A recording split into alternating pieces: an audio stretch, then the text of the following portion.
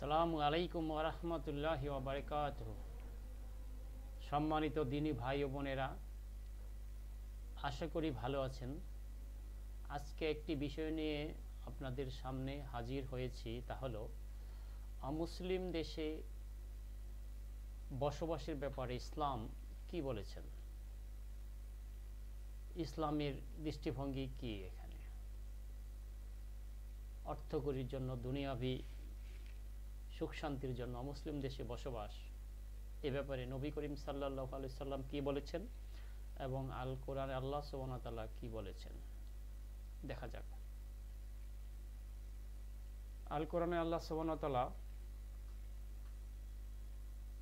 বলেন, যারা নিজেদের উপর জুলুম করেছে ফেরেশতারা তখন তাদের প্রাণ হরণ করে, যখন প্রাণ হরণ করে তখন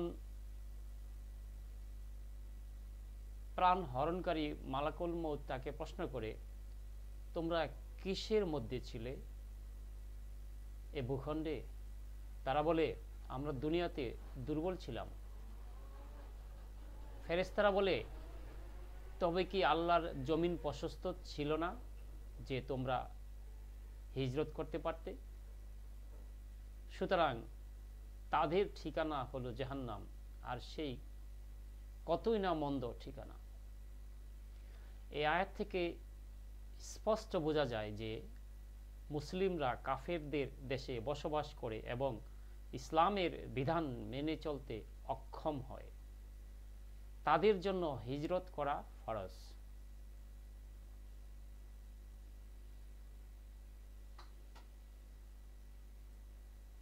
এই আয়াতটি সূরা আন-নিসার 97, 98 থেকে 99, 100 নম্বর পর্যন্ত এই বিদেশের ব্যাপারে, কাফেরদের বেশি বসবাসের ব্যাপারে বলা হয়েছে। 98 নম্বর আয়াতে বলেন, তবে তাদের জন্য এই শাস্তি নয় যারা সত্যি নিরুপায় পুরুষ, নারী এবং শিশু, যারা কোনো উপায় খুঁজে পায় না এবং পথ খুঁজে নিতে অক্ষম নয়। অর্থাৎ যারা বাস্তবিকভাবে হিজরত করতে অক্ষম তাদের জন্য ব্যতিক্রম রয়েছে। আয়াত নম্বর 99। আল্লাহ সুবহানাহু ওয়া তাআলা বলেন, তাদের জন্য হয়তো আল্লাহর ক্ষমা করবেন, কারণ আল্লাহ সুবহানাহু ওয়া তাআলা পরম ক্ষমাশীল ও দয়ালু। যারা নিরুপায় তাদের জন্য আল্লাহর দয়া। আয়াত নম্বর 100। এখানে কি বলেছি দেখা যাক। যে ব্যক্তি আল্লাহর পথে হিজরত করে সে পৃথিবীতে অনেক নিরাপদ স্থান ও প্রশস্ততা পাবে, আর যে ব্যক্তি নিজ গৃহ থেকে আল্লাহ ও তার রাসূলের দিকে হিজরত করার জন্য বের হয় কিন্তু পথে তার মৃত্যু ঘটে, তবে তার প্রতিফল আল্লাহর জিম্মায়, আর আল্লাহ সুবহানাহু ওয়া তাআলা পরম ক্ষমাশীল ও পরম দয়ালু। এই আয়াত প্রমাণ করে যে এটি হিজরত আল্লাহর পথে বড় একটি আমল এবং এই হিজরত করলে অনেক কল্যাণ রয়েছে। নবী করিম সাল্লাল্লাহু আলাইহি সাল্লাম কি বলেন এই ব্যাপারে? কাফেরদের দেশে বসবাস করা হারাম। রাসূলুল্লাহ সাল্লাল্লাহু আলাইহি সাল্লাম বলেছেন, আমি প্রত্যক্ষ করি যে মুসলিম ও মুশরিকদের আগুন একত্রে জ্বলবে না। আবু দাউদ হাদিস নম্বর 2788, তিরমিজি হাদিস নম্বর 1608। এই হাদিস বোঝায় মুসলিমদের কাফেরদের মধ্যে বসবাস করা উচিত নয়। কাফেরদের মধ্যে বসবাস করলে সে তাদের অন্তর্ভুক্ত। রাসূলুল্লাহ সাল্লাল্লাহু আলাইহি সাল্লাম বলেছেন, যে ব্যক্তি মুশরিকদের সাথে বসবাস করে এবং তাদের সাথে মিশে যায় সে তাদেরই অন্তর্ভুক্ত। আবু দাউদ হাদিস নম্বর 2787। এখানে স্পষ্টত বলা হয়েছে যে কাফেরদের সমাজে থেকে তাদের সংস্কৃতি ও জীবনধারা অনুসরণ করে সে ইসলামের বাহিরে চলে যাওয়ার আশঙ্কায় থাকে। মুসলিমদের ইসলামী পরিবেশে থাকার আদেশ। রাসূল সাল্লাল্লাহু আলাইহি সাল্লাম বলেছেন, যে ব্যক্তি মুসলিমদের থেকে দূরে চলে যায় সে জাহান্নামের দিকে চলে যায়। সুনানে নাসাই 4755, তিরমিজি 1547। অর্থাৎ একজন মুসলিমের উচিত এমন পরিবেশে থাকা যেখানে সে দিন পালন নিরাপদে করতে পারে। কাফের দেশে বসবাস করা ইসলামে অনুমোদিত নয় যদি সেখানে ইসলামী বিধান পালনে বাধা আসে।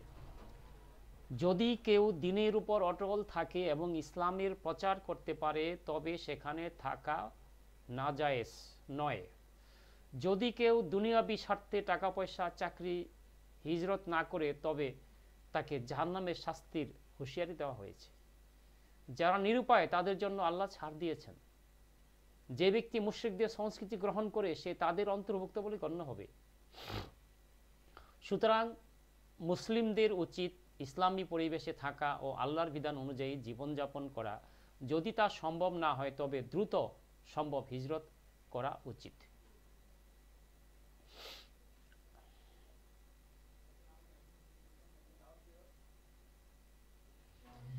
যারা আল্লাহর পথে জিহাদ করতে বের হয় এবং মারা যায় বা জীবিত থাকে তাদের জন্য আল্লাহ পরম দয়ালু। তবে যারা কাফেরদের সঙ্গে বসবাস করতে ইচ্ছুক এবং তাদের মধ্যে শান্তিতে থাকতে চায় তারা এক ধরনের বিপদগ্রস্ত থাকে। আল্লাহ সুবহানাহু ওয়া তাআলা তাদের জন্য কঠিন শাস্তি প্রস্তুত রেখেছেন।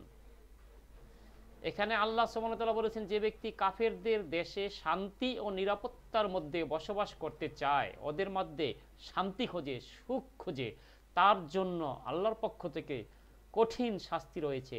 এটি মুসলিমদের জন্য নির্দেশনা যে তারা যেন এমন জায়গায় বসবাস না করে যেখানে তাদের ঈমানের জন্য বিপদ হতে পারে এবং তারা কাফেরদের নিয়ম ও নীতি অনুসরণ করতে বাধ্য হয়ে যায়।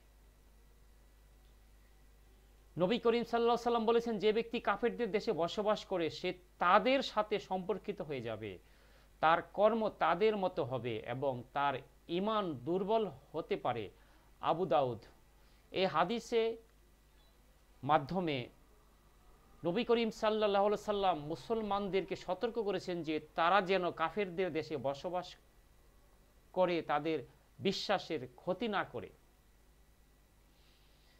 কোরআন এবং হাদিসে কাফেরদের দেশে বসবাস নিয়ে সতর্কতা দেওয়া হয়েছে। মুসলিমদের জন্য এটা গুরুত্বপূর্ণ যে তারা এমন স্থানে বসবাস করবে যেখানে তারা ঈমানিকভাবে নিরাপদ থাকতে পারে এবং তাদের ধর্মীয় দায়িত্ব পালনে কোনো বাধা না আসে। তবে ইসলামের দৃষ্টিতে যদি কাফেরদের সঙ্গে এদের দেশে বসবাসের প্রয়োজন হয় তবে সেটা সেক্ষেত্রে বৈধ হতে পারে, যখন সেখানে ইসলামের মৌলিক অধিকারগুলি রক্ষা করা যায় এবং ঈমানের ক্ষতি না হয়।